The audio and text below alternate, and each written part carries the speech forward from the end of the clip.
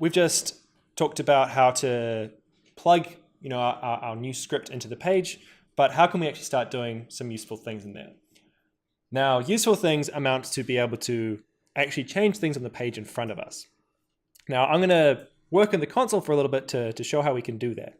So JavaScript has this way of interfacing with our web page, and it's something that you might see online called the DOM. That's DOM, Document Object Model.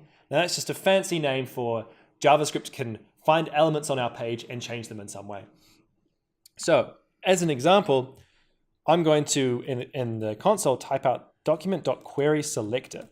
Now, this is another one of these function doodackis where we give it some information and it sort of does something or gives something back to us.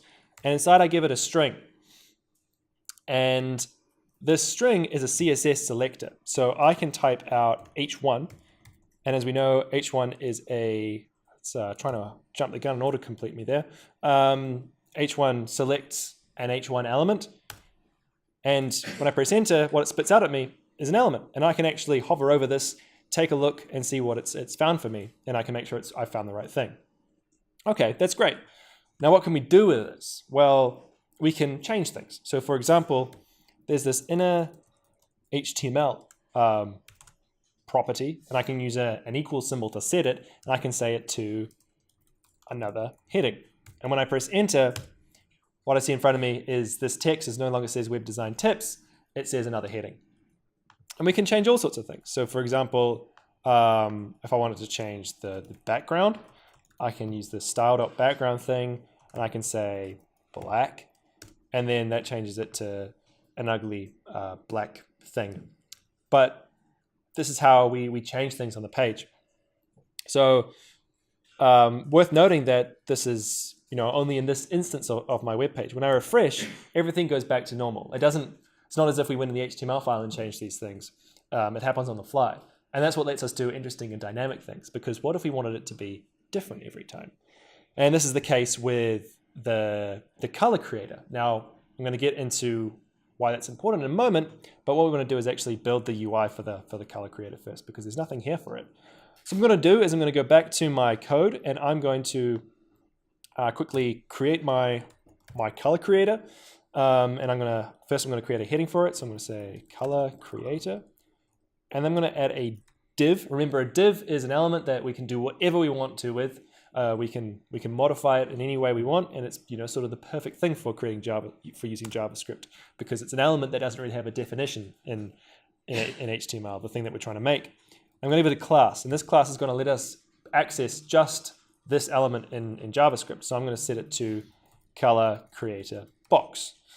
This also means I can style it. So I can use that query selector to select just this element with this class. Also note, to be consistent with how CSS uses color, I'm using the American spelling of color just to keep all the code consistent. But of course, the text that I'm displaying to the user uses the English spelling of color, because that's how I spell color. Sorry about any confusion that might create. So that's the box. What I'm going to do is I'm going to add a little bit of CSS to style it. Let's go through this nice and quickly. Color creator box. So what do I want? I want it to be kind of big, so I'm going to give it some padding top and maybe some padding bottom. I want it to have a background to start off with, but I'm going to want to change it later, so I'm just going to set it to black.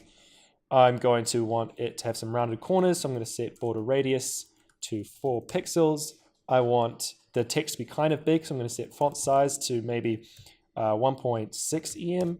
I want the text to be centered, so I'm going to set text align to center.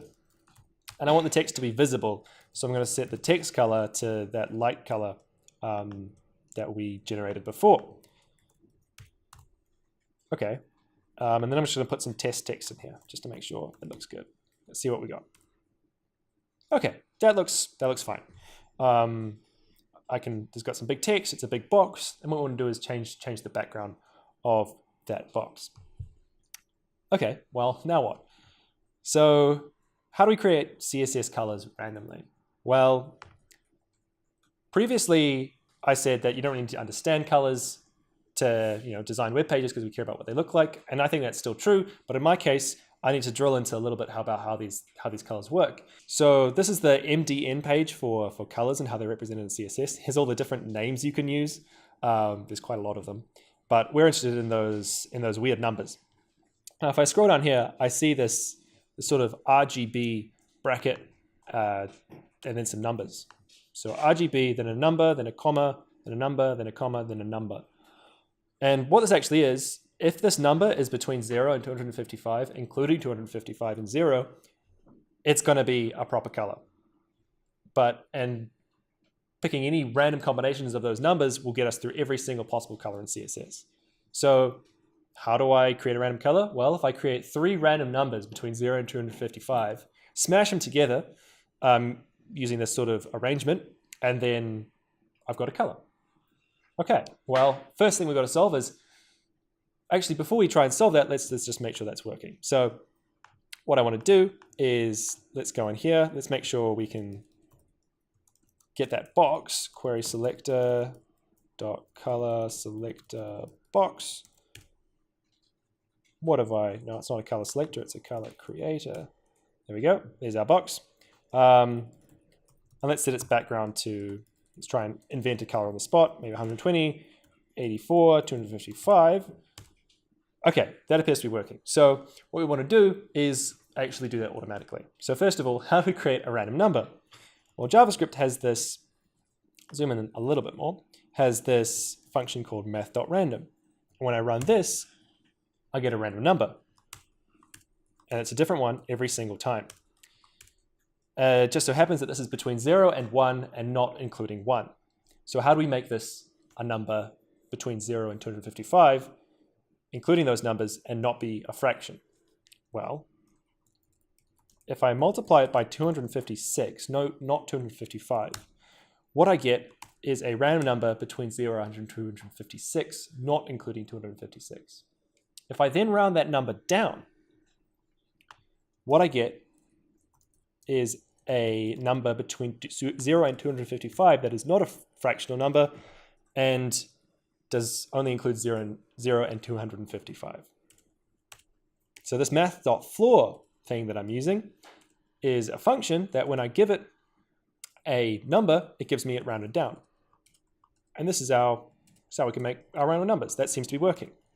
So what I'm going to do is I'm going to create these 3 random numbers and then try and create a color out of it. So what I want to do is actually take this number and then save it for later. And I can do that using this let statement. So I can say let red equals this. And let, if you're familiar with the term, is a way of making variables. And in other words, whenever I say red from now on, I actually mean this thing here. So what it does is it computes the result of this and stores it in red. So if I press enter here, now I press red, it'll give me that number. And it happens to be 82 every time because the number doesn't change. We've already done that. We've only done that randomness once. So the reason I'm saying red is because I'm going to create 3 variables, red, green, and blue, and that's actually what the RGB stands for and what those 3 numbers represent. But that's not so important. But I'm going to create another one, green. I'm going to create another one, blue. And then if I type red, green, and blue, what I see is these are all made. And then I'm going to try and create my color. I'm going to say let color equals, well, how do we do this? Well, we want to smash these numbers together, but we also want some commas and some brackets and the word RGB in there. Fortunately, this string addition thing that I showed you about before works. So I'm going to say plus red, plus a comma, plus green, plus a comma, plus blue, plus a bracket.